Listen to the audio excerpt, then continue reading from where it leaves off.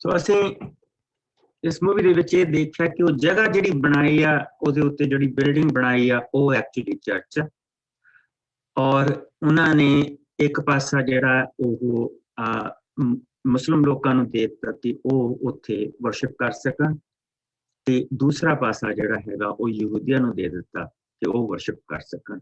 So basically ਉੱਥੇ Friday ਨੂੰ ਮੁਸਲਿਮ ਆਪਣੀ ਪ੍ਰੇਅਰ ਕਰਦੇ, ਔਰ ਸੈਟਰਡੇ ਨੂੰ ਸਬਤ ਹੁੰਦਾ, ਸਬਤ ਵਾਲੇ ਦਿਨ ਯਹੂਦੀ ਕਰਦੇ ਆ, ਤੇ ਸੰਡੇ ਨੂੰ ਉੱਥੇ ਚਰਚ ਲੱਗਦੀ ਆ, ਚਰਚ ਵਾਲੇ ਆ ਕੇ ਕਰਦੇ ਆ। ਬੇਸਿਕਲੀ ਉਹ ਯਹੂਦੀਆਂ ਵਾਲੀ ਸਾਈਡ ਦੇ ਉੱਤੇ ਕਰਦੇ ਆ, ਇਟਲੀ ਸਾਈਡ ਤੇ ਨਹੀਂ ਕਰਦੇ। ਤਾਂ ਤੁਸੀਂ ਇਹ ਦੇਖੋ ਕਿ ਕਿੱਦਾਂ ਇਹ ਇੱਕ ਸਾਈਟ ਨੇ ਇਹਨਾਂ ਤਿੰਨਾਂ ਨੂੰ, ਇਸਹਾਕ ਦੀ ਔਲਾਦ, ਇਸ਼ਮਾਇਲ ਦੀ ਔਲਾਦ ਔਰ ਵਾਅਦੇ ਦੀ ਔਲਾਦ ਜਿਹੜੀ ਮਸੀਹ ਦੇ ਰਾਹੀਂ ਪ੍ਰਭੂ ਨੂੰ ਮਿਲੀ, ਉਹ ਕਿਸ ਤਰ੍ਹਾਂ ਇਸ ਇੱਕ ਜਗ੍ਹਾ ਦੇ ਨਾਲ ਜੁੜੇ। ਸੋ ਇੱਥੋਂ ਪ੍ਰਭੂ ਦੇ ਵਚਨ ਦੀ ਸੱਚਾਈ ਸਾਡੇ ਸਾਹਮਣੇ ਆਉਂਦੀ ਹੈ। ਸੋ ਸਾਰਾ ਜਿਹੜੀ ਆ ਮਰ ਗਈ। ਇਹ ਜਗ੍ਹਾ ਸੀ ਜਿਹੜੀ ਉਸਨੇ 400 ਚਾਂਦੀ ਦੇ ਸਿੱਕਿਆਂ ਦੀ ਲਈ ਸੀ, ਔਰ ਇੱਥੇ ਥੱਲੇ ਗੁਫਾ ਹੈ, ਉੱਤੇ ਉਹਨਾਂ ਨੇ ਜਿਹੜੀ ਬਣਾਈ ਹੋਈ ਹੈਗੀ ਹੈ ਜਗ੍ਹਾ, ਉਹ ਐਕਚੁਅਲੀ ਜਿਹੜਾ ਅਬਰਾਹਮ ਦਾ ਜਿਹੜਾ ਟੂਮ ਆ ਉਹ ਐਕਚੁਅਲੀ ਖਾਲੀ, ਉਹਦੇ ਵਿੱਚ ਅਬਰਾਹਮ ਦੀ ਬਾਡੀ ਨਹੀਂ, ਅਬਰਾਹਮ ਦੀ ਬਾਡੀ ਥੱਲੇ ਗੁਫਾ ਦੇ ਵਿੱਚ ਆ, ਅੰਦਰ ਗੁਫਾ ਦੇ ਵਿੱਚ, ਜਿੱਦਾਂ ਕਿ ਜਗ੍ਹਾ ਜਗ੍ਹਾ ਤੇ ਉਹਨਾਂ ਨੇ ਅੰਦਰੋਂ ਬਣਾਈਆਂ ਹੈ, ਔਰ ਉੱਥੇ ਅਬਰਾਹਮ ਦੀ ਬਾਡੀ ਐਕਚੁਅਲੀ ਉੱਥੇ। ਸੋ ਅਸੀਂ ਪ੍ਰਭੂ ਦੇ ਵਚਨ ਦੀਆਂ ਸੱਚਾਈਆਂ ਨੂੰ ਆਪਣੀਆਂ ਅੱਖਾਂ ਦੇ ਨਾਲ ਦੇਖਦੇ ਪਏ ਹਾਂ ਕਿ these things happen। ਜੇ ਇਹ ਨਹੀਂ ਹੋਇਆ ਤਾਂ ਝਗੜਾ ਕਰ, ਰਾਈਟ। ਸੋ ਇਹ ਪ੍ਰਭੂ ਦੇ ਹੱਥਾਂ ਦੇ ਵਿੱਚ ਚੱਲਦੇ ਹੋਏ ਇਹ ਲੋਕ ਅਸੀਂ ਦੇਖਦੇ ਪਏ ਕਿੱਦਾਂ ਪ੍ਰਭੂ ਨੇ ਇਹਨਾਂ ਨੂੰ, ਇਸ ਨੂੰ ਵੱਖਰੇ ਕੀਤਾ। ਕਮਜ਼ੋਰਾਂ ਨੂੰ ਲੈ ਕੇ ਉਹ ਵੱਡੇ ਕੰਮ ਕਰਦਾ, ਤਕੜਿਆਂ ਨੂੰ ਲੈ ਕੇ ਨਹੀਂ, ਕਮਜ਼ੋਰਾਂ ਨੂੰ ਲੈ ਕੇ ਉਹ ਤਕੜੇ ਕੰਮ ਕਰਦਾ। ਦੇਖੋ ਅਸੀਂ ਇੱਥੇ ਦੇਖਿਆ ਕਿ ਉਸਨੇ, ਅਬਰਾਹਮ ਨੇ ਉਹ ਜਗ੍ਹਾ ਖਰੀਦੀ 400 ਸਿੱਕਿਆਂ ਦੀ, ਔਰ ਉੱਥੇ ਉਸਨੇ ਆਪਣੀ ਪਤਨੀ ਨੂੰ ਦਫਨਾਇਆ, ਔਰ ਉਹ ਉਸ ਵੇਲੇ ਹਿੱਤੀਆਂ ਦੇ ਕਬਜ਼ੇ ਦੇ ਵਿੱਚ ਸੀ, ਜਿਹੜੀ ਬਾਅਦ ਦੇ ਵਿੱਚ ਪ੍ਰਭੂ ਨੇ ਆਪਣੇ ਲੋਕਾਂ ਨੂੰ ਦਿੱਤੀ। ਔਰ ਅੱਜ ਉੱਥੇ ਵੈਸਟ ਬੈਂਕ ਜਿਹੜਾ ਹੈਗਾ, ਉੱਥੇ ਜਿਹੜੇ ਫਲਸਤੀਨੀ ਲੋਕ ਆ, ਫਲਸਤੀਨੀ ਲੋਕ ਉੱਥੇ ਉਹ ਰਹਿੰਦੇ ਪਏ ਆ। ਦੋ ਜਿਹੜੇ ਉਹਨਾਂ ਨੇ ਵੈਸਟ ਬੈਂਕ ਜਿਹੜਾ ਹੈਗਾ ਉਹਨਾਂ ਨੂੰ ਦਿੱਤਾ ਆ, ਤੇ ਇੱਕ ਹੋਰ ਇਲਾਕਾ ਉਹਨਾਂ ਨੂੰ ਦਿੱਤਾ ਹੈ, ਗਾਜ਼ਾ ਉਹਨਾਂ ਨੂੰ ਦਿੱਤਾ ਹੈ, ਤੇ ਉੱਥੇ ਦੋ ਜਗ੍ਹਾਵਾਂ ਦੇ ਉੱਤੇ ਜਿਹੜੇ ਉੱਥੇ ਜਿਹੜੇ ਮੁਸਲਿਮ ਭਾਈਚਾਰਾ ਉਹ ਉੱਥੇ ਰਹਿੰਦਾ। ਹੁਣ ਅਸੀਂ ਇਸ ਚੈਪਟਰ ਦੇ ਅਖੀਰ ਦੇ ਵਿੱਚ ਆ ਗਏ ਹਾਂ, ਔਰ ਹੁਣ ਅਸੀਂ ਇੱਥੋਂ ਜਾਵਾਂਗੇ ਇੱਕ ਵਾਰੀ ਅਯੂਬ ਦੇ ਅਖੀਰਲੇ ਚੈਪਟਰ ਦੇ ਵਿੱਚ, ਔਰ ਮੈਂ ਤੁਹਾਨੂੰ ਕਹੂੰਗਾ ਕਿ ਤੁਸੀਂ ਅਯੂਬ ਦਾ 38 ਤੋਂ ਲੈ ਕੇ 42 ਤੱਕ ਆਪ ਪੜ੍ਹਿਓ, 38 ਤੋਂ ਲੈ ਕੇ 42 ਤੱਕ ਆਪ ਪੜ੍ਹਿਓ। ਲੇਕਿਨ ਅਸੀਂ ਸਿਰਫ 42ਵਾਂ ਚੈਪਟਰ ਪੜਾਂਗੇ, ਜਿੱਥੇ ਅਯੂਬ ਨੇ ਪ੍ਰਭੂ ਦੇ ਨਾਲ ਜਿਹੜੀ ਆਖਰੀ ਚੈਪਟਰ ਆ, ਉੱਥੋਂ ਸਾਨੂੰ ਇਸ ਸਮੇਂ ਦੇ ਵਿੱਚ ਉੱਥੇ ਇਹ ਚੈਪਟਰ ਚੱਲਦਾ ਪਿਆ, ਜਿਹੜਾ ਅਸੀਂ ਦੇਖਦੇ ਪਏ ਤੇ ਦੇਖਾਂਗੇ। ਚੈਪਟਰ 42, 824 ਪੰਨਾ, ਇਸ ਦੀਆਂ 17 ਆਇਤਾਂ ਸੀ। ਮੈਂ ਪੜ੍ਹਨੀ ਪਾਸਟਰ ਜੀ। ਗੋ ਅਹੈਡ ਮੇਰੀ ਗੱਲ। ਤਦ ਅਯੂਬ ਨੇ ਪ੍ਰਭੂ ਨੂੰ ਉੱਤਰ ਦਿੱਤਾ, ਅਯੂਬ, ਪ੍ਰਭੂ ਮੈਂ ਜਾਣਦਾ ਹਾਂ ਕਿ ਤੂੰ ਸਰਵ ਸ਼ਕਤੀਮਾਨ ਹੈ ਅਤੇ ਤੂੰ ਆਪਣਾ ਹਰ ਉਦੇਸ਼ ਪੂਰਾ ਕਰਦਾ ਹੈ। ਤੂੰ ਮੈਨੂੰ ਕਿਹਾ ਹੈ ਕਿ ਮੈਂ ਤੇਰੀ ਬੁੱਧੀ ਬਾਰੇ ਕਿਉਂ ਸਵਾਲ ਪੁੱਛਿਆ ਹੈ, ਜਦੋਂ ਕਿ ਮੈਂ ਕੁਝ ਵੀ ਨਹੀਂ ਜਾਣਦਾ ਹਾਂ। ਮੈਂ ਉਸ ਚੀਜ਼ ਬਾਰੇ ਪੁੱਛਿਆ ਹੈ ਜਿਸ ਬਾਰੇ ਮੈਂ ਕੁਝ ਵੀ ਨਹੀਂ ਜਾਣਦਾ ਹਾਂ, ਜੋ ਮੇਰੇ ਲਈ ਬਹੁਤ ਹੀ ਅਦਭੁਤ ਹੈ। ਤੂੰ ਮੈਨੂੰ ਕਿਹਾ ਕਿ ਮੈਂ ਤੈਨੂੰ ਸੁਣਾ ਅਤੇ ਫਿਰ ਤੇਰੇ ਸਵਾਲਾਂ ਦੇ ਉੱਤਰ ਦੇਵਾਂ। ਤਦ ਮੈਂ ਜੋ ਦੂਜਿਆਂ ਤੋਂ ਸੁਣਿਆ ਸੀ ਉਹੀ ਜਾਣਦਾ ਸਾਂ, ਪਰ ਹੁਣ ਤਾਂ ਮੈਂ ਆਪ ਤੈਨੂੰ ਦੇਖ ਲਿਆ ਹੈ। ਮੈਂ ਆਪਣੇ ਸਭ ਭੈੜੇ ਬੋਲਾਂ ਦੇ ਲਈ ਸ਼ਰਮਿੰਦਾ ਹਾਂ ਅਤੇ ਸਭ ਦੇ ਲਈ ਮਿੱਟੀ ਤੇ ਸੁਆਹ ਵਿੱਚ ਬੈਠ ਕੇ ਪਛਤਾਵਾ ਕਰਦਾ ਹਾਂ।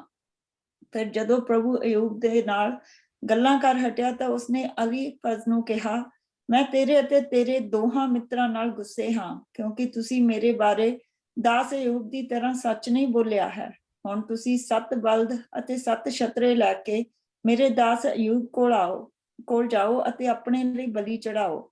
ਅਯੂਬ ਤੇ ਤੁਹਾਡੇ ਲਈ ਪ੍ਰਾਰਥਨਾ ਕਰੇਗਾ ਅਤੇ ਉਸ ਦੀ ਸੁਣਾਂਗਾ ਅਤੇ ਤੁਹਾਡੇ ਨਾਲ ਕੀਤੀ ਤੁਹਾਡੀ ਮੂਰਖਤਾ ਅਨੁਸਾਰ ਵਰਤਾਅ ਨਹੀਂ ਕਰਾਂਗਾ, ਕਿਉਂਕਿ ਤੁਸੀਂ ਮੇਰੇ ਦਾਸ ਅਯੂਬ ਵਾਂਗ ਮੇਰੇ ਬਾਰੇ ਸੱਚ ਨਹੀਂ ਬੋਲਿਆ ਹੈ। ਸੋ ਅਲੀਫਜ਼, ਬਿਲਦਦ ਅਤੇ ਸ਼ੋਫਰ ਨੇ ਜਾ ਕੇ ਸਭ ਕੁਝ ਪ੍ਰਭੂ ਦੇ ਦੱਸੇ ਅਨੁਸਾਰ ਕੀਤਾ ਅਤੇ ਪ੍ਰਭੂ ਨੇ ਅਯੂਬ ਦੀ ਪ੍ਰਾਰਥਨਾ ਦਾ ਉੱਤਰ ਦਿੱਤਾ। ਇਸ ਦੇ ਪਿੱਛੋਂ ਜਦੋਂ ਅਯੂਬ ਆਪਣੇ ਤਿੰਨਾਂ ਮਿੱਤਰਾਂ ਦੇ ਲਈ ਪ੍ਰਾਰਥਨਾ ਕਰ ਹਟਿਆ ਤਾਂ ਪ੍ਰਭੂ ਨੇ ਉਸਨੂੰ ਅਸੀਸ ਦਿੱਤੀ ਅਤੇ ਸਭ ਕੁਝ ਪਹਿਲੇ ਤੋਂ ਦੂਣਾ ਉਸਨੂੰ ਦਿੱਤਾ। ਤਦ ਅਯੂਬ ਦੇ ਸਭ ਭਰਾ ਭੈਣਾਂ ਅਤੇ ਪੁਰਾਣੇ ਮਿੱਤਰ ਉਸ ਕੋਲ ਆਏ ਅਤੇ ਉਹਨਾਂ ਨੇ ਉਸ ਦੇ ਨਾਲ ਮਿਲ ਕੇ ਭੋਜਨ ਕੀਤਾ।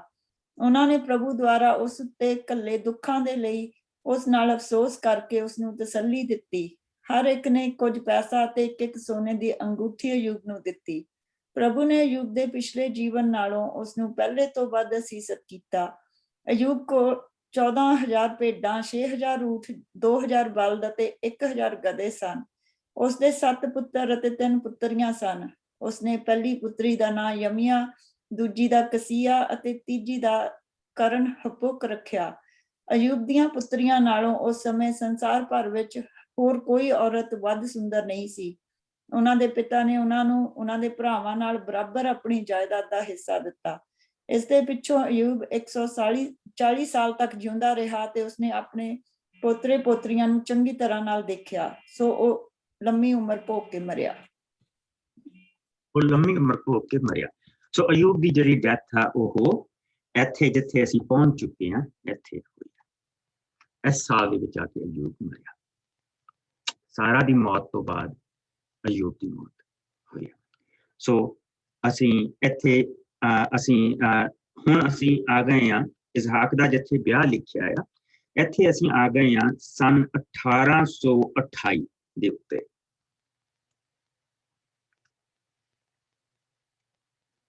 ਸਨ 1828 ਦੇ ਵਿੱਚ ਦੋ ਚੀਜ਼ਾਂ ਹੋ ਰਹੀਆਂ। ਇੱਥੇ ਅਬਰਾਹਮ ਦਾ ਹੁਣ ਵਿਆਹ ਹੋ ਰਿਹਾ ਔਰ 25 ਚੈਪਟਰ ਦੇ ਵਿੱਚ ਇਸ ਦਾ ਜ਼ਿਕਰ ਆਉਂਦਾ।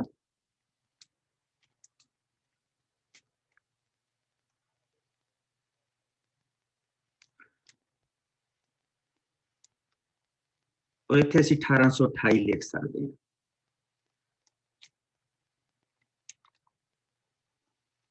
ਔਰ ਉਸਨੇ ਆਪਣੇ ਹੁਣ ਪੁੱਤਰ ਦੇ ਵਿਆਹ ਦੇ ਬਾਰੇ ਸੋਚਿਆ, ਜੋ ਕਿ ਬੇਸਿਕਲੀ ਡਿਪਰੈਸ਼ਨ ਦੇ ਵਿੱਚ ਆ, ਬਹੁਤ ਡੀਪ ਡਿਪਰੈਸ਼ਨ ਦੇ ਵਿੱਚ ਆ ਇਸਹਾਕ।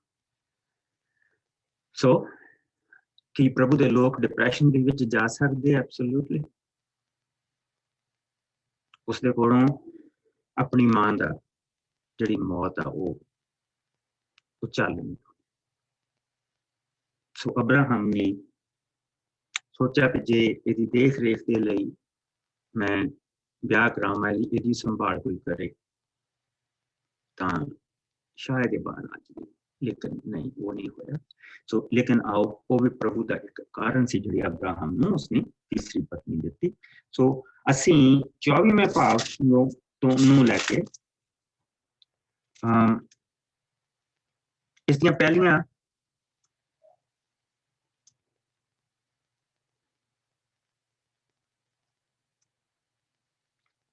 ਪਹਿਲੀਆਂ 14 ਆਇਤਾਂ ਪੜ੍ਹਨ, 1 ਤੋਂ 14, ਜਿਸ ਨੂੰ ਮਿਲ ਜਾਏ। फटाफट पढ़ दिया मैं पढ़ना सी। हाँ जी। ਅਬਰਾਹਮ ਕਾਫੀ ਬੁੱਢਾ ਹੋ ਚੁੱਕਾ ਸੀ। ਪ੍ਰਭੂ ਨੇ ਉਸ ਨੂੰ ਹਰ ਤਰ੍ਹਾਂ ਦੀ ਅਸੀਸ ਦਿੱਤੀ ਸੀ।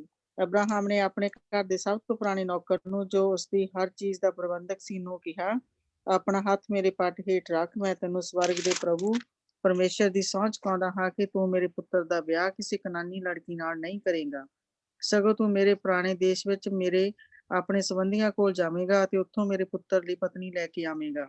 ਪਰ ਉਸ ਨੌਕਰ ਨੇ ਉੱਤਰ ਦਿੱਤਾ, ਜੇਕਰ ਉਹ ਲੜਕੀ ਮੇਰੇ ਨਾਲ ਨਾ ਆਵੇ ਤਾਂ ਫਿਰ ਕੀ ਮੈਂ ਤੁਹਾਡੇ ਪੁੱਤਰ ਨੂੰ ਨਾਲ ਲੈ ਕੇ ਉੱਥੇ ਜਾਵਾਂ?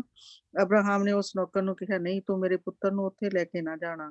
ਸਵਰਗ ਦਾ ਪ੍ਰਭੂ ਪਰਮੇਸ਼ਰ, ਜਿਸਨੇ ਮੇਰੇ ਪਿਤਾ ਦੇ ਘਰ ਅਤੇ ਮੇਰੀ ਭੂਮੀ ਤੋਂ ਮੈਨੂੰ ਬਾਹਰ ਲਿਆਂਦਾ, ਉਸਨੇ ਇਹ ਪ੍ਰਤਿੱਗਿਆ ਕੀਤੀ ਹੈ ਤੇਰੇ ਵੰਸ਼ ਨੂੰ ਮੈਂ ਇਹ ਧਰਤੀ ਦੇਵਾਂਗਾ ਅਤੇ ਤੂੰ ਉੱਥੋਂ ਹੀ ਮੇਰੇ ਪੁੱਤਰ ਲਈ ਪਤਨੀ ਲਿਆਉਣਾ। ਪਰ ਜੇਕਰ ਉਹ ਲੜਕੀ ਤੇਰੇ ਨਾਲ ਨਾ ਆਉਣਾ ਚਾਹੇ ਤਾਂ ਤੂੰ ਆਪਣੀ ਸਹੁੰ ਤੋਂ ਬਰੀ ਹੋਵੇਂਗਾ, ਪਰ ਤੂੰ ਮੇਰੇ ਪੁੱਤਰ ਨੂੰ ਕਿਸੇ ਵੀ ਹਾਲਤ ਵਿੱਚ ਉੱਥੇ ਲੈ ਕੇ ਨਾ ਜਾਣਾ। ਇਸ ਲਈ ਨੌਕਰ ਨੇ ਅਬਰਾਹਮ ਦੇ ਪੱਟ ਹੇਠਾਂ ਹੱਥ ਰੱਖ ਕੇ ਇਸ ਸੰਬੰਧ ਵਿੱਚ ਸਹੁੰ ਚੁੱਕੀ। ਫਿਰ ਅਬਰਾਹਮ ਦੇ ਨੌਕਰ ਨੇ 10 ਊਠ ਲਏ ਅਤੇ ਉਹਨਾਂ ਤੇ ਹਰ ਤਰ੍ਹਾਂ ਦੀਆਂ ਸਗਾਤਾਂ ਲੱਦ ਲਈਆਂ। ਉਹ 10 ਲੱਦੇ ਊਠਾਂ ਨੂੰ ਲੈ ਕੇ ਮੈਸੋਪੋਤਾਮੀਆ ਨੂੰ ਲੈ ਗਿਆ ਤੇ ਉਸ ਨਗਰ ਵਿੱਚ ਪਹੁੰਚ ਗਿਆ ਜਿੱਥੇ ਨਾਹੋਰ ਰਹਿੰਦਾ ਸੀ। ਉਸ ਦੇ ਨਗਰ ਤੋਂ ਬਾਹਰ ਹੀ ਆਪਣੇ ਊਠਾਂ ਨੂੰ ਇੱਕ ਖੂਹ ਦੇ ਲਾਗੇ ਰੋਕ ਲਿਆ। ਇਹ ਤਰਕਾਲਾਂ ਦਾ ਸਮਾਂ ਸੀ ਅਤੇ ਔਰਤਾਂ ਖੂਹ ਤੇ ਪਾਣੀ ਭਰਨ ਆਉਣ ਲੱਗ ਪਈਆਂ ਸਨ। ਉਸਨੇ ਪ੍ਰਭੂ ਅੱਗੇ ਬੇਨਤੀ ਕੀਤੀ, ਹੇ ਮੇਰੇ ਸੁਆਮੀ ਦੇ ਪ੍ਰਭੂ ਪਰਮੇਸ਼ਰ, ਤੂੰ ਅੱਜ ਮੈਨੂੰ ਸਫਲਤਾ ਦੇ। ਮੇਰੀ ਬੇਨਤੀ ਹੈ ਕਿ ਤੂੰ ਮੇਰੇ ਸੁਆਮੀ ਅਬਰਾਹਮ ਤੇ ਆਪਣੀ ਕਿਰਪਾ ਪ੍ਰਗਟ ਕਰ। ਦੇਖ, ਮੈਂ ਖੂਹ ਦੇ ਕੰਢੇ ਤੇ ਖੜਾ ਹਾਂ ਅਤੇ ਨਗਰ ਦੀਆਂ ਕੁੜੀਆਂ ਪਾਣੀ ਭਰਨ ਆ ਰਹੀਆਂ ਹਨ। ਮੈਂ ਜਿਸ ਕੁੜੀ ਨੂੰ ਆਖਾਂ ਤੂੰ ਮੈਨੂੰ ਆਪਣੇ ਘੜੇ ਵਿੱਚੋਂ ਪਾਣੀ ਪਿਲਾ, ਜੇ ਉਹ ਮੈਨੂੰ ਇਹ ਉੱਤਰ ਦੇਵੇ, ਪੀ ਲਵੋ ਜੀ, ਅਤੇ ਮੈਂ ਤੁਹਾਡੇ ਊਠਾਂ ਨੂੰ ਵੀ ਪਾਣੀ ਪਿਲਾਉਂਦੀ ਹਾਂ, ਮੈਂ ਸਮਝ ਲਵਾਂਗਾ ਕਿ ਇਹੀ ਉਹ ਕੁੜੀ ਹੈ ਜਿਸ ਨੂੰ ਤੂੰ ਆਪਣੇ ਦਾਸ ਇਸਹਾਕ ਲਈ ਠਹਿਰਾਇਆ ਹੈ। ਇਸੇ ਤੋਂ ਮੈਂ ਜਾਣ ਜਾਵਾਂਗਾ ਕਿ ਤੂੰ ਮੇਰੇ ਸੁਆਮੀ ਤੇ ਆਪਣੀ ਕਿਰਪਾ ਪ੍ਰਗਟ ਕੀਤੀ ਹੈ। ਆਮੀਨ। ਸੋ ਅਸੀਂ ਪ੍ਰਭੂ ਦੇ ਵਚਨ ਦੇ ਵਿੱਚ ਇਹ ਦੇਖਦੇ ਪਏ ਹਾਂ ਕਿ ਇਹ ਜਿਹੜਾ ਬਰਕਤ, ਵੱਡੀ ਬਰਕਤ ਜਿਹੜੀ ਐਕਚੁਅਲੀ ਲੂਤ ਨੂੰ ਮਿਲਣੀ ਸੀ, ਕਿ ਲੂਤ ਦੀਆਂ ਦੋਨੋਂ ਬੇਟੀਆਂ ਵੱਡੀਆਂ ਸੀ, ਵਿਆਹ ਦੇ ਯੋਗ ਸੀ, ਜਿਹੜੀਆਂ ਉਹਦੀਆਂ ਬੇਟੀਆਂ ਦੇ ਬੱਚੇ ਹੋਣੀਆਂ ਸੀ, ਬੱਚੇ ਧੀਆਂ ਪੁੱਤ ਹੋਣੇ ਸੀ। ਉਹਨਾਂ ਧੀਆਂ ਦੇ ਵਿੱਚੋਂ ਇੱਕ ਧੀ ਐਕਚੁਅਲੀ ਇਸਹਾਕ ਦੇ ਨਾਲ ਵਿਆਹ ਹੋਣੀ ਸੀ, ਲੇਕਿਨ ਲੂਤ ਆਪਣੀ ਬਰਕਤ ਗਵਾ ਗਿਆ। ਸੋ ਪ੍ਰਭੂ ਨੇ ਉਸਨੂੰ ਇਹ ਬਰਕਤ ਦਿੱਤੀ ਆ ਕਿ ਉਸਦੇ ਘਰਾਂ ਦੇ ਵਿੱਚੋਂ ਹੀ ਉਸਨੇ ਉਸੇ ਲਾਈਨ ਦੇ ਵਿੱਚੋਂ ਹੀ ਉਹ ਕੁੜੀ ਲੈ ਕੇ ਆਇਆ। ਰਿਬਕਾ, ਜੋ ਕਿ ਉਸਦੇ ਭਰਾ ਦੀ ਪੋਤੀ ਸੀ, ਔਰ ਉਤੋਂ ਜਿਹੜੀ ਸੰਤਾਨ ਉੱਥੋਂ ਜਿਹੜੀ ਆਈ ਆ ਉਹਦੇ ਕੋਲ ਉਹ ਲੈ ਕੇ ਗਿਆ। ਸੋ ਹੁਣ ਅਬਰਾਹਮ ਨੇ ਕਿਹਾ ਕਿ ਮੈਂ ਇੱਕ ਨਾਨੀਆਂ ਦੇ ਵਿੱਚ ਆਪਣੇ ਮੁੰਡੇ ਨੂੰ ਵਿਆਹ ਨਹੀਂ ਸਕਦਾ, ਸੋ ਇਹ ਤੂੰ ਮੇਰੇ ਘਰ ਵਾਪਸ ਜਾ ਔਰ ਉੱਥੋਂ ਸ਼ੈਮ ਦੇ ਖਾਨਦਾਨ ਦੇ ਵਿੱਚੋਂ ਕੁੜੀ ਲੈ ਕੇ ਆ। ਵਾਅਦੇ ਦੀ ਲਾਈਨ ਆ ਬਈ, ਹੁਣ ਇਹ ਕੋਈ ਛੋਟੀ ਮੋਟੀ ਗੱਲ ਨਹੀਂ ਹੈ। ਸੋ ਉਹਨੇ ਕਿਹਾ ਕਿ ਜੇ ਉੱਥੋਂ ਹੁਣ ਕੁੜੀ ਨਾ ਹੋਈ, ਨਾ ਉਸਨੇ ਕਿਹਾ ਨਾ ਤੁਰੀ, ਫਿਰ ਮੈਂ ਕੀ ਕਰੂੰਗਾ।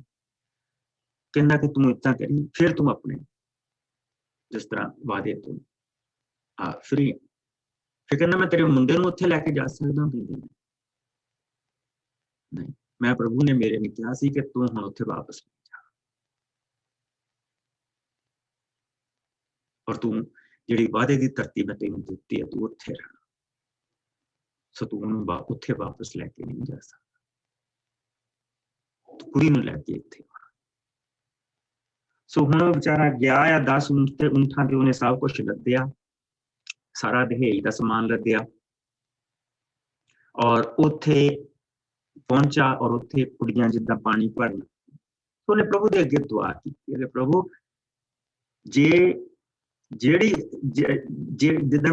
ਜਿਸ ਕੁੜੀ ਨੂੰ ਮੈਂ ਆਖਾਂ ਕਿ ਤੈਨੂੰ ਜਿਸ ਕੁੜੀ ਨੂੰ ਆਖਾਂ ਕਿ ਤੂੰ ਆਪਣੇ ਘੜੇ ਦੇ ਵਿੱਚੋਂ ਪਾਣੀ ਪਿਲਾ, ਜੇ ਮੈਨੂੰ ਉਹ ਇਹ ਉੱਤਰ ਦੇਵੇ, ਪੀ ਲਵੋ ਜੀ, ਅਤੇ ਮੈਂ ਤੁਹਾਡੇ ਊਂਠਾਂ ਨੂੰ ਵੀ ਪਾਣੀ ਪਿਲਾਉਂਗੀ।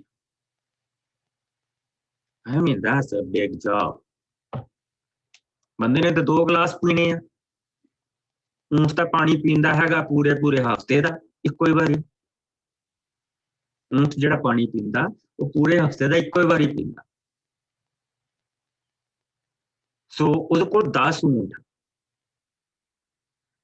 ਸੋ ਉਹ ਇਹ ਦੇਖਦਾ ਪਿਆ ਕਿ ਭਾਈ ਕਬੀਲਾ ਚਲਾਉਣਾ ਐਡਾ ਵੱਡਾ, ਇੰਨੇ ਐਡੇ ਵੱਡੇ ਕਬੀਲੇ ਦੀ ਮਾਲਕਣ ਬਣਨਾ, ਜੇ ਇਹ ਕੰਮ ਵਾਲੀ ਹੋਊਗੀ ਤੇ ਫਿਰ ਹੀ ਚਲਾ ਸਕੂਗੀ। ਸੋ ਉਸਨੇ ਪ੍ਰਭੂ ਦੇ ਅੱਗੇ ਬਹੁਤ ਵੱਡੀ ਪ੍ਰਾਰਥਨਾ ਰੱਖੀ। ਸੋ ਹੁਣ ਉਹ ਉੱਥੇ ਬੈਠਾ ਆ ਔਰ ਇੰਤਜ਼ਾਰ ਕਰਦਾ ਪਿਆ। ਔਰ ਅਸੀਂ ਹੁਣ ਇਸ ਨੂੰ 15 ਤੋਂ ਲੈ ਕੇ ਤੁਸੀਂ ਇਸ ਨੂੰ 25 ਤਾਈਂ ਪੜ੍ਹਦੇ ਪਹਿਲਾਂ। ਮੈਂ ਪੜ੍ਹਦੀ ਹਾਂ। ਅਜੇ ਉਹ ਇਹ ਕਹਿ ਹੀ ਰਿਹਾ ਸੀ ਕਿ ਅਬਰਾਹਮ ਦੇ ਭਰਾ ਨਾਹੋਰ ਅਤੇ ਉਸਦੀ ਪਤਨੀ ਮਿਲਕਾ ਦੀ ਪੋਤੀ ਰਿਬਕਾ ਉੱਥੇ ਆਪਣੇ ਸਿਰ ਤੇ ਪਾਣੀ ਦਾ ਘੜਾ ਚੁੱਕੀ ਆਈ। ਰਿਬਕਾ ਦੇ ਪਿਓ ਦਾ ਨਾਮ ਬਥੂਏਲ ਸੀ।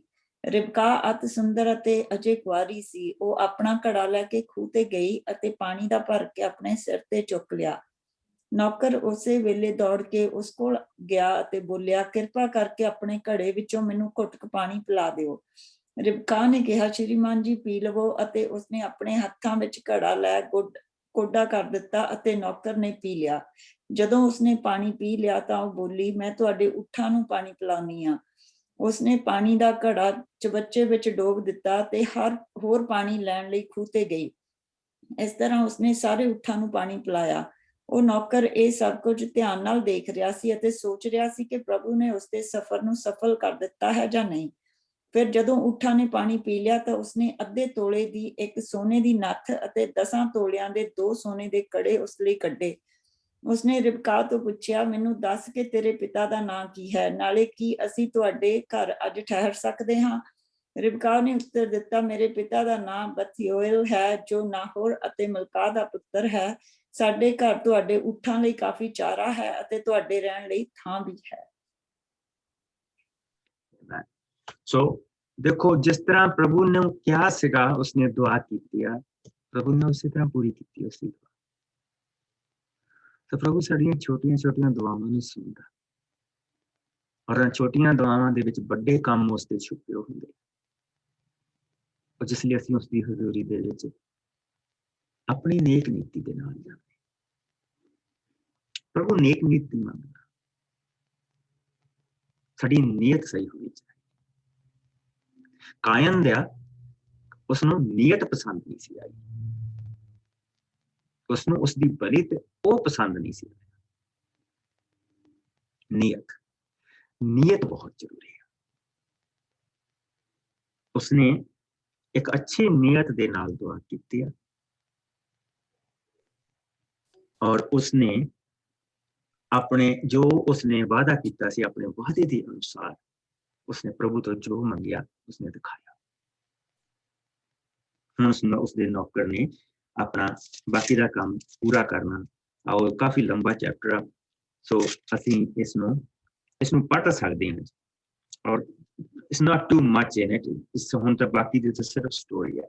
ਸੋ ਆਓ ਅਸੀਂ ਇਸ ਨੂੰ 26 ਤੋਂ ਲੈ ਕੇ ਪਹਿਲਾਂ ਕੋਈ ਜਾਣਾ ਪੜ੍ਹ ਦੇਵੇ, ਇਸ ਨੂੰ 49 ਤਾਈਂ, ਫਿਰ ਕੋਈ ਜਾਣਾ 50 ਤੋਂ ਲੈ ਕੇ ਅੱਗੇ ਆਪਾਂ 68 ਤਾਈਂ ਇਸ ਨੂੰ ਪੜ੍ਹ ਦਿੰਦੇ। ਸੋ ਪਹਿਲਾਂ ਕੋਈ ਜਾਣਾ 49 ਤਾਈਂ। ਹਾਂਜੀ, ਉਸ ਨੌਕਰ ਨੇ ਧਰਤੀ ਤੇ ਗੋਡੇ ਟੇਕ ਕੇ ਪ੍ਰਭੂ ਨੂੰ ਧੰਨਵਾਦ ਦਿੱਤਾ। ਉਸਨੇ ਕਿਹਾ, ਮੇਰੇ ਸਵਾਮੀ ਅਬਰਾਹਮ ਦਾ ਪ੍ਰਭੂ ਧੰਨ ਹੈ, ਜਿਸ ਨੇ ਆਪਣੀ ਕਿਰਪਾ ਤੇ ਪਿਆਰ ਤੋਂ ਮੇਰੇ ਸਵਾਮੀ ਨੂੰ ਵਾਂਝੇ ਨਹੀਂ ਰੱਖਿਆ ਹੈ। ਪ੍ਰਭੂ ਨੇ ਠੀਕ ਮੈਨੂੰ ਮੇਰੇ ਸਵਾਮੀ ਦੇ ਸੰਬੰਧੀਆਂ ਦੇ ਘਰ ਘੱਲਿਆ ਹੈ। ਤਦ ਰਿਬਕਾ ਦੌੜ ਕੇ ਗਈ ਅਤੇ ਆਪਣੇ ਘਰ ਦੇ ਲੋਕਾਂ ਨੂੰ ਇਹ ਸਭ ਗੱਲਾਂ ਦੱਸੀਆਂ। ਰਿਬਕਾ ਦੇ ਇੱਕ ਭਰਾ ਦਾ ਨਾਂ ਲਵਾਨ ਸੀ, ਜੋ ਦੌੜ ਕੇ ਖੂਹ ਤੇ ਉਸ ਆਦਮੀ ਕੋਲ ਗਿਆ।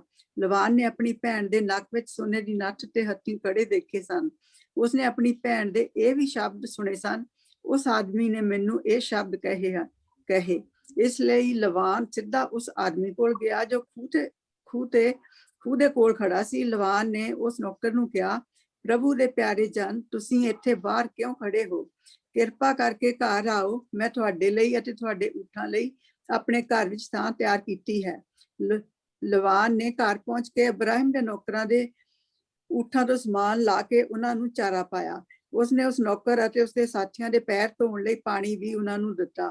ਫਿਰ ਲਵਾਨ ਨੇ ਉਹਨਾਂ ਅੱਗੇ ਭੋਜਨ ਪਰੋਸਿਆ, ਪਰ ਉਸ ਨੌਕਰ ਨੇ ਕਿਹਾ, ਮੈਂ ਉਸ ਸਮੇਂ ਤੱਕ ਭੋਜਨ ਨਹੀਂ ਕਰਾਂਗਾ ਜਦੋਂ ਮੈਂ ਆਪਣੀ ਗੱਲ ਤੁਹਾਨੂੰ ਨਹੀਂ ਦੱਸ ਲਵਾਂਗਾ। ਲਵਾਨ ਨੇ ਕਿਹਾ, ਜੀ ਸਦਕੇ ਕਹੋ। ਉਸਨੇ ਕਹਿਣਾ ਆਰੰਭ ਕੀਤਾ, ਮੈਂ ਅਬਰਾਹਮ ਦਾ ਨੌਕਰ ਹਾਂ। ਪ੍ਰਭੂ ਨੇ ਮੇਰੇ ਸਵਾਮੀ ਨੂੰ ਬਹੁਤ ਸੀਸ ਦਿੱਤੀ ਹੈ। ਉਹ ਬਹੁਤ ਵੱਡਾ ਆਦਮੀ ਬਣ ਗਿਆ ਹੈ। ਪ੍ਰਭੂ ਨੇ ਉਸਨੂੰ ਬਹੁਤ ਸਾਰੀਆਂ ਭੇਡਾਂ ਤੇ ਬੱਕਰੀਆਂ, ਸੋਨਾ, ਚਾਂਦੀ, ਦਾਸ, ਦਾਸੀਆਂ, ਊਠ ਤੇ ਗਧੇ ਦਿੱਤੇ ਹਨ। ਮੇਰੇ ਸਵਾਮੀ ਦੀ ਪਤਨੀ ਸਾਰਾ ਨੇ ਆਪਣੇ ਬੁਢੇਪੇ ਵਿੱਚ ਮੇਰੇ ਸਵਾਮੀ ਲਈ ਇੱਕ ਪੁੱਤਰ ਨੂੰ ਜਨਮ ਦਿੱਤਾ ਹੈ। ਮੇਰੇ ਸਵਾਮੀ ਨੇ ਮੇਰੇ ਤੋਂ ਇਹ ਸਹੁੰ ਲਈ ਹੈ, ਤੂੰ ਮੇਰੇ ਪੁੱਤਰ ਦਾ ਵਿਆਹ ਕਿਸੇ ਕਨਾਨੀ ਲੜਕੀ ਨਾਲ ਨਾ ਕਰਨਾ, ਜਿਨ੍ਹਾਂ ਦੇ ਵਿਚਕਾਰ ਅਸੀਂ ਰਹਿ ਰਹੇ ਹਾਂ। ਸਗੋਂ ਤੂੰ ਮੇਰੇ ਆਪਣੇ ਅਤੇ ਮੇਰੇ ਸੰਬੰਧੀਆਂ ਕੋਲ ਜਾਣਾ ਤੇ ਉੱਥੋਂ ਮੇਰੇ ਪੁੱਤਰ ਲਈ ਪਤਨੀ ਲੈ ਕੇ ਆਉਣਾ। ਮੈਂ ਆਪਣੇ ਸਵਾਮੀ ਨੂੰ ਉੱਤਰ ਦਿੱਤਾ, ਸ਼ਾਇਦ ਉਹ ਕੁੜੀ ਮੇਰੇ ਨਾਲ ਨਾ ਆਉਣਾ ਚਾਹੇ। ਪਰ ਉਸਨੇ ਉੱਤਰ ਦਿੱਤਾ, ਪ੍ਰਭੂ ਜਿਸ ਦੀਆਂ ਰਾਹਾਂ ਤੇ ਮੈਂ ਚੱਲਦਾ ਹਾਂ ਉਸ ਦਾ ਸਵਰਗਦੂਤ ਤੇਰੇ ਨਾਲ ਰਹੇਗਾ ਅਤੇ ਤੇਰੇ ਇਸ ਕੰਮ ਨੂੰ ਸਫਲ ਕਰੇਗਾ। ਤੂੰ ਮੇਰੇ ਪੁੱਤਰ ਲਈ ਮੇਰੇ ਘਰ ਦੇ ਸੰਬੰਧੀਆਂ ਵਿੱਚੋਂ ਪਤਨੀ ਲਿਆਉਣਾ। ਪਰ ਜੇਕਰ ਮੇਰੇ ਸੰਬੰਧੀ ਆਪਣੀ ਧੀ ਤੇਰੇ ਨਾਲ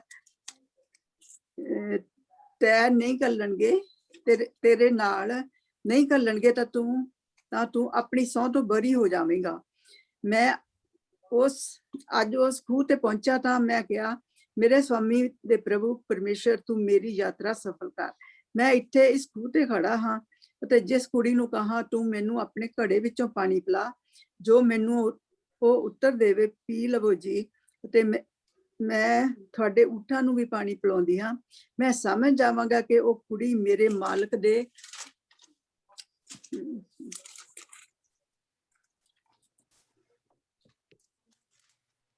ਦੇ ਪੁੱਤਰ ਲਈ ਠਹਿਰਾਈ ਹੈ। ਅਜੇ ਮੈਂ ਇਹ ਕਹਿ ਹੀ ਰਿਹਾ ਸਾਂ ਕਿ ਰਿਬਕਾ ਆਪਣਾ ਪਾਣੀ ਵਾਲਾ ਘੜਾ ਚੁੱਕੀ ਆਈ ਅਤੇ ਖੂਹ ਤੋਂ ਪਾਣੀ ਨਾਲ ਭਰ ਕੇ ਚੁੱਕਿਆ ਹੀ ਸੀ ਕਿ ਮੈਂ ਉਸਨੂੰ ਕਿਹਾ, ਮੈਨੂੰ ਪਾਣੀ ਪਿਲਾ। ਉਸਨੇ ਤੁਰੰਤ ਆਪਣਾ ਘੜਾ ਆਪਣੇ ਮੋਢੇ ਤੋਂ ਲਾਇਆ ਤੇ ਕਿਹਾ, ਪੀਓ, ਅਤੇ ਮੈਂ ਤੁਹਾਡੇ ਊਠਾਂ ਨੂੰ ਵੀ ਪਾਣੀ ਪਿਲਾਉਂਦੀ ਹਾਂ। ਸੋ ਮੈਂ ਪਾਣੀ ਪੀਤਾ ਤੇ ਉਸਨੇ ਮੇਰੇ ਊਠਾਂ ਨੂੰ ਵੀ ਪਾਣੀ ਪਿਲਾਇਆ। ਤਦ ਮੈਂ ਉਸ ਤੋਂ ਪੁੱਛਿਆ, ਤੂੰ ਕਿਸ ਦੀ ਧੀ ਹੈ? ਉਸਨੇ ਉੱਤਰ ਦਿੱਤਾ, ਬੈਥੂਏਲ ਦੀ, ਜੋ ਨਹੋਰ ਤੇ ਮਿਲਕਾ ਦਾ ਪੁੱਤਰ ਹੈ। ਫਿਰ ਮੈਂ ਉਸਨੂੰ ਨੱਥ ਅਤੇ ਬਾਹਾਂ ਵਿੱਚ ਪਾਉਣ ਲਈ ਕੜੇ ਦਿੱਤੇ।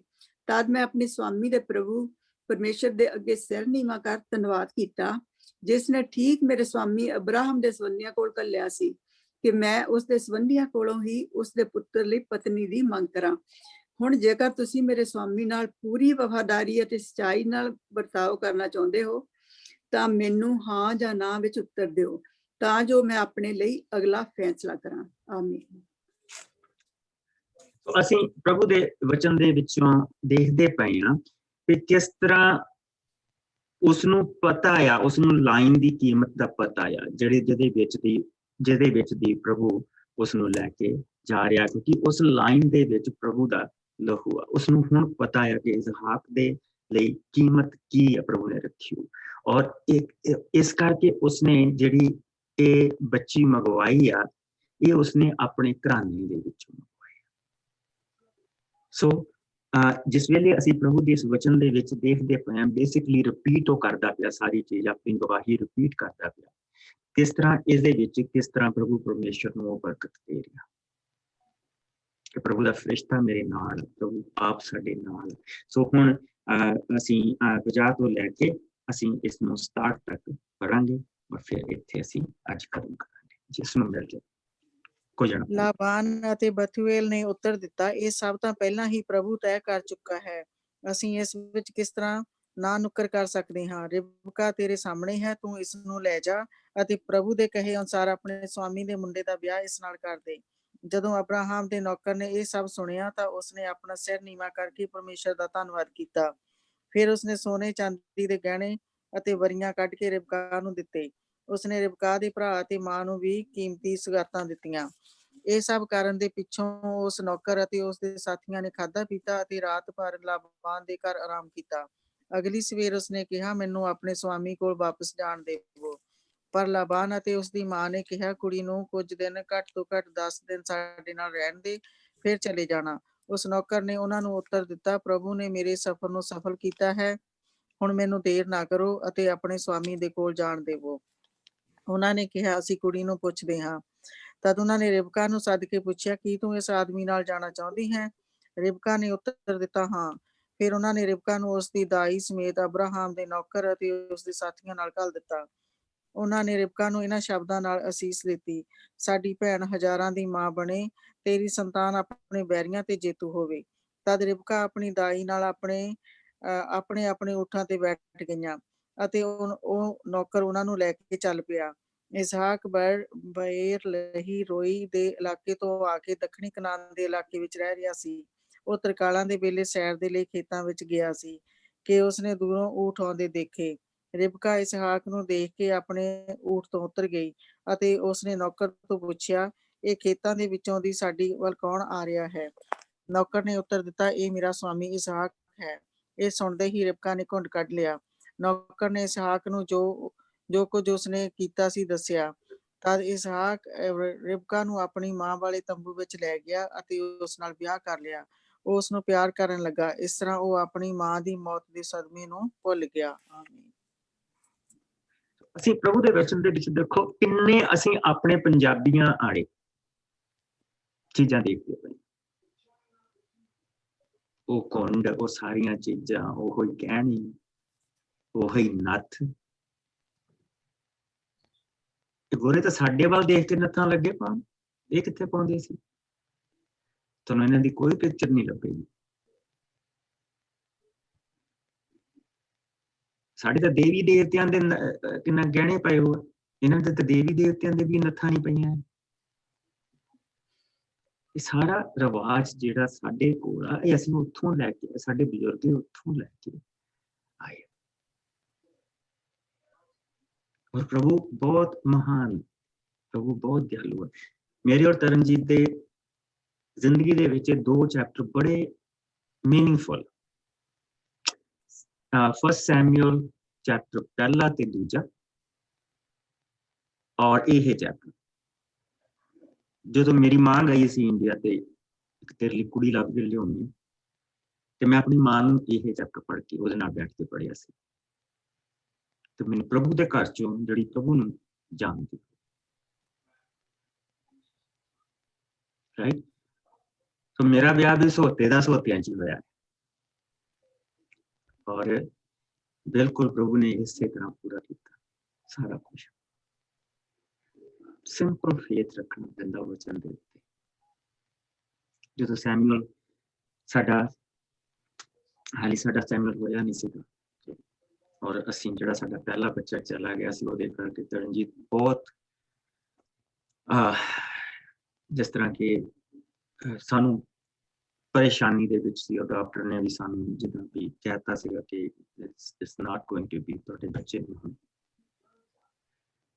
ਲੇਕਿਨ ਫਸਟ ਤੇ ਸੈਕੰਡ ਸੈਮੂਅਲ ਦੇ ਵਿੱਚ ਜਿਹੜੀ ਦੁਆ ਹੈ, ਉਸ ਦੁਆ ਨੂੰ ਅਸੀਂ ਸਿੰਪਲੀ ਪ੍ਰਭੂ ਦੇ ਅੱਗੇ ਰੱਖਿਆ ਸੀ, ਔਰ ਇਸੇ ਕਰਕੇ ਉਸ ਦਾ ਨਾਂ ਸੈਮੂਅਲ। ਤੇ ਜੋ ਹੀ ਤਾਂ ਸਾਨੂੰ ਤੁਸੀਂ ਇਹ ਚਾਹੋ ਕਿ we didn't expect it, ਉਹ ਤਾਂ ਪ੍ਰਭੂ ਦੇ ਵੱਲੋਂ ਵਿਆਜ ਮਿਲੀ ਹੋਈ। ਖੁਦਾਵੰਦ ਦੁਆਵਾਂ ਨੂੰ ਸੁਣਦਾ। as long as ਅਸੀਂ ਨੇਕੀ ਰੱਖੀਏ ਉਹਦੇ ਨਾਲ ਨੇਕੀ ਰੱਖੀਏ, ਬਸ। ਪ੍ਰਭੂ ਤੁਹਾਨੂੰ ਸਭ ਨੂੰ ਬਰਕਤ ਦੇ। ਕੱਲ ਨੂੰ 25ਵੇਂ ਚੈਪਟਰ ਦੇ ਵਿੱਚੋਂ ਅਸੀਂ ਬਹੁਤ ਕੁਝ ਦੇਖਾਂਗੇ, ਕਿਉਂਕਿ 25ਵੇਂ ਚੈਪਟਰ ਦੇ ਵਿੱਚ ਅਬਰਾਹਮ ਦੇ ਹੋਰ ਵੀ ਪੁੱਤਰ ਪੈਦਾ ਹੋਣੇ। ਸੋ ਅਬਰਾਹਮ ਨੇ ਉਹਨਾਂ ਨੂੰ ਵੀ ਘੱਲਣਾ, ਤੇ ਉਹ ਕੌਣ ਸੀਗੇ ਅਸੀਂ ਉਹਨਾਂ ਨੂੰ ਦੇਖਾਂਗੇ। ਉਹਨਾਂ ਤੋਂ ਕੌਣ ਲੋਕ ਆਏ ਉਹ ਦੇਖਾਂਗੇ। ਪ੍ਰਭੂ ਜੀ ਤੇਰਾ ਬਹੁਤ ਸ਼ੁਕਰ ਕਰਦੇ ਹਾਂ ਤੇਰੇ ਪਵਿੱਤਰ ਵਚਨ ਦੇ ਲਈ। ਪਿਆਰੇ ਪ੍ਰਭੂ, ਇਹ ਕੋਈ ਦੰਦ ਕਥਾਵਾਂ ਨਹੀਂ, ਲੱਖਾਂ ਸਫ਼ਿਆਂ ਦੇ ਵਿੱਚੋਂ ਇੱਕ ਸਫ਼ਾ ਲਿਖ ਹੋਇਆ ਹੈ। ਬਹੁਤ ਸ਼ੋਰਟ ਹਿਸਟਰੀ ਇਨਸਾਨੀਅਤ ਦੀ ਸਾਨੂੰ ਦਿੱਤੀ ਗਈ ਹੈ। ਬਹੁਤ ਥੋੜ੍ਹਿਆਂ ਸ਼ਬਦਾਂ 'ਚ ਤੇਰੇ ਵੱਡੇ ਪਿਆਰ ਦੇ ਬਾਰੇ ਲਿਖਿਆ ਗਿਆ, ਤੇਰੀ ਰਾਖੀ ਦੇ ਬਾਰੇ ਲਿਖਿਆ ਗਿਆ, ਤੇਰੀ ਰਹਿਮ ਦੇ ਬਾਰੇ ਲਿਖਿਆ ਗਿਆ। ਤੂੰ ਸਾਡੇ ਨਾਲ ਕਿੱਦਾਂ ਚੱਲਦਾ ਪ੍ਰਭੂ ਜੀ, ਸਾਡੀ ਇਸ ਯਾਤਰਾ ਦੇ ਵਿੱਚ ਕਿੱਦਾਂ ਤੂੰ ਸਾਡੇ ਨਾਲ ਚੱਲਦਾ, ਉਸ ਦੇ ਬਾਰੇ ਲਿਖਿਆ। ਪਿਆਰੇ ਪ੍ਰਭੂ, ਇਸੇ ਤਰ੍ਹਾਂ ਤੂੰ ਸਾਡੇ ਸਭ ਦੇ ਨਾਲ ਚੱਲ। ਸਾਡੇ ਵਿਸ਼ਵਾਸ ਨੂੰ ਸਿੰਪਲ ਔਰ ਪ੍ਰਭੂ ਜੀ ਇਸ ਨੂੰ ਨੇਕ ਰੱਖ। ਅਸੀਂ ਤੇਰਾ ਸ਼ੁਕਰ ਕਰਦੇ, ਤੂੰ ਅਯੂਬ ਦੇ ਨਾਲ ਬਣਿਆ ਰਹੇ, ਔਰ ਤੂੰ ਸਾਡੇ ਨਾਲ ਵੀ ਬਣਿਆ, ਅਬਰਾਹਮ ਦੇ ਨਾਲ ਵੀ ਬਣਿਆ ਰਹੇ। ਔਰ ਪ੍ਰਭੂ ਜੀ ਇਸੇ ਤਰ੍ਹਾਂ ਤੂੰ ਸਾਡੀਆਂ ਜਿਣਸਾਂ ਦੇ ਨਾਲ, ਜਿਸ ਤਰ੍ਹਾਂ ਤੂੰ ਵਾਅਦਾ ਕੀਤਾ ਕਿ ਤੂੰ ਤੇ ਤੇਰਾ ਕਰਨਾ। ਖੁਦਾ, ਮੈਂ ਇਸ ਵੇਲੇ ਆਪਣੇ ਬੱਚਿਆਂ ਨੂੰ ਪ੍ਰਭੂ ਜੀ ਅਸੀਂ ਤੇਰੇ ਹੱਥਾਂ ਦੇ ਵਿੱਚ ਦਿੰਦੇ ਹਾਂ। ਸਾਡੇ ਉਹ ਬੱਚੇ ਪ੍ਰਭੂ ਜੀ ਜਿਨ੍ਹਾਂ ਦਾ ਹਾਲੇ ਤੱਕ ਜੀਵਨ ਸਾਥੀ ਨਹੀਂ, ਜਿਨ੍ਹਾਂ ਨੂੰ ਮਿਲੇ ਪ੍ਰਭੂ ਜੀ, ਤੂੰ ਰਹਿਮ ਕਰ। ਤੇਰੀ ਕੁਦਰਤ, ਤੇਰੀ ਦਇਆ ਇਸੇ ਤਰ੍ਹਾਂ ਖੁਦਾਵੰਦ ਤੇਰੇ ਘਰਾਣੇ ਦੇ ਵਿੱਚੋਂ ਔਰ ਤੇਰੇ ਨਾਮ ਨੂੰ ਉੱਚਾ ਕਰਨ। ਤਾਂ ਕਿ ਪ੍ਰਭੂ ਜੀ ਸਾਡੇ ਬੱਚਿਆਂ ਦੇ ਘਰ ਤੇਰੇ ਵਿੱਚ ਵਸਣ। ਪਿਆਰੇ ਪ੍ਰਭੂ, ਹੁਣ ਤੋਂ ਲੈ ਕੇ ਕੱਲ ਤੱਕ ਜਦ ਅਸੀਂ ਦੁਆਰਾ ਮਿਲੀਏ, ਤੇਰੀ ਹਜ਼ੂਰੀ ਸਾਡੇ ਸਭ ਦੇ ਨਾਲ ਬਣੀ ਰਹੇ, ਤੇਰਾ ਪਿਆਰ ਸਾਡੇ ਸਭ ਦੇ ਨਾਲ ਬਣਿਆ ਰਹੇ, ਔਰ ਸਭ ਤੋਂ ਵੱਡੀ ਪ੍ਰਭੂ ਜੀ ਤੇਰੀ ਰਾਖੀ,